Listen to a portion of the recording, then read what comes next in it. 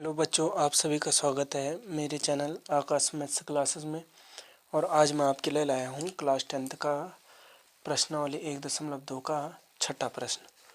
ठीक है, अब यहाँ पे हम देखेंगे कि व्याख्या कीजिए कि हमारे पास संख्या दे रखी है 7 गुणा 11 गुणा 13 धन 13 और 7 गुणा 6 गुणा 5 गुणा 4 गुणा 3 गुणा 2 धन 1 धन 5। ठीक है, क्या ये हमारे पास भाज्य संख्या है और क्यों है? तो भाज्य संख्या है और क्यों है, तो इसका क्या हो जाएगा, हमारे पास दिया है संख्या ही है। ठीक है, तो हमारे पास है पहली संख्या दी है 7 गुणा 11 गुणा 13 धन 13, यह है। तो इसको हम सरल कर देते हैं, इसको हमने पहले सरल किया इन तीनों को। ठीक है, यहाँ पे हम इन तीनों को सरल करते हैं तो 11 सत्ते 77 हो जाएगा गुणा 13 धन कितना हो जाएगा, धन हो जाएगा 13। ठीक है, 77 हो गया गुणा ये हो गया। ठीक है, अब 13 सत्ता 91 हो गया और 13 सत्ता 91 और 9 कितना हो गया, 91 में 9 जोड़ा तो कितना हो गया 1001।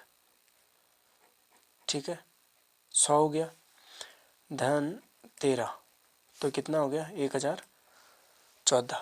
ठीक है, अब इसका हम यहाँ पे क्या करते हैं, गुणनखंड करते हैं, अभाज्य गुणनखंड करते हैं। ठीक है, ये हो गया, हमने इतना सरल किया। और दूसरा वाला क्या था हमारे पास, दूसरे वाले को भी सरल कर देते हैं। 7 गुणा 6 गुणा 5 गुणा 4 गुणा 3 गुणा 2 धन 1 धन 5। तो ये कितना हो जाएगा, 7 छके 42, 5 चको 20, 3 दूनी 6 धन 1 धन 5। तो 2 छके 12, 42 गुणा 2 छके 12 धन 5 और 1 6 हो गया। तो जीरो हो गया। 12 दूनी 24 को 4 है ना, 12 दूनी 24 को 4 हो गया और 12 चौको 48 और 2 50 धन कितना हो जाएगा 6। तो ठीक है, 12 दूनी 24 को हो गया 4, तो हमारे पास हो गया इतना, है ना, 5 और 1 6। तो यहाँ पे हमारे पास कितना है, सॉरी ये गुणा है तो यहाँ पे ये 5 रहेगा। ठीक है, 5 कम 5। ठीक है, ये यहाँ पे 5 रहेगा क्योंकि गुणा का था, तो ये कंडीशन थी।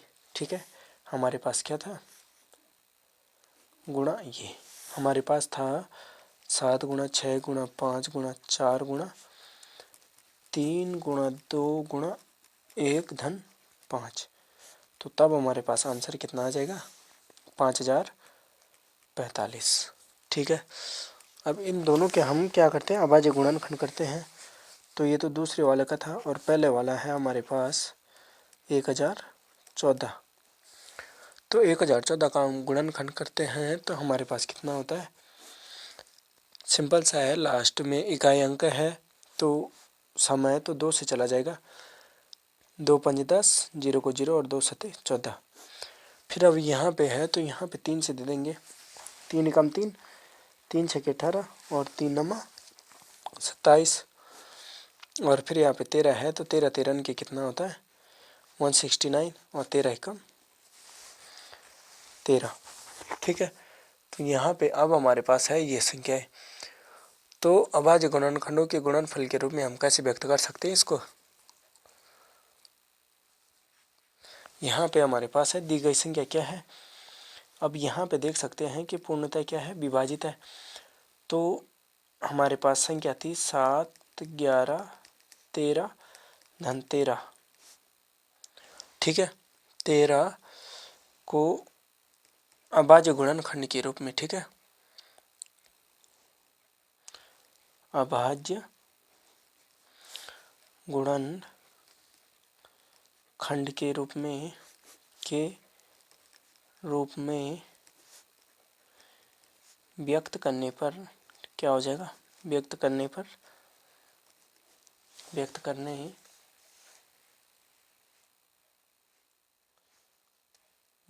पर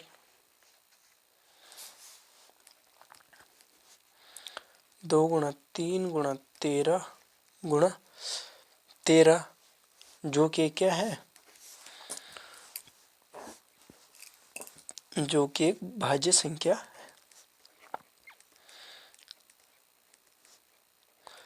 भाज्य संख्या है। भाज्य संख्या का मतलब वह संख्या है जो कि क्या हो जाए, मैंने पहले भी पिछली वीडियो में बताया था कि भाज्य संख्या वह संख्या होती है जिसमें स्वयं और एक के अलावा अन्य संख्याओं से भी पूर्ण विभाजित हो जाए, वो हमारे भाज्य कहलाएंगे।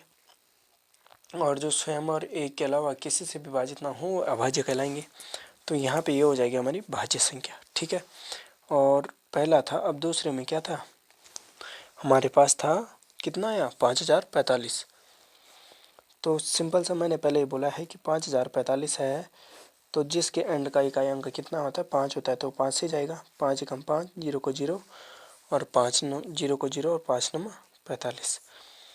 तो यहाँ पे आप देख सकते हैं कि कोई भी संख्या ऐसी नहीं है जो कि इससे पूर्ण विभाजित हो। तो यहाँ पे हम सीधा क्या कर सकते हैं कि हमारे पास संख्या क्या दे रखी थी, 7 गुणा 6 गुणा 5 गुणा 4 गुणा 3 गुणा 1 गुणा 2 गुणा 1 धन 5 के गुणनखंड करने पर हमारे पास क्या हो जाएगा, के गुणनखंड करने पर हमें पूर्णतः है क्या हो जाएगा, अभाज्य गुणनफल को कैसे लिखा जा सकता है, 1009 गुणा 5 के रूप में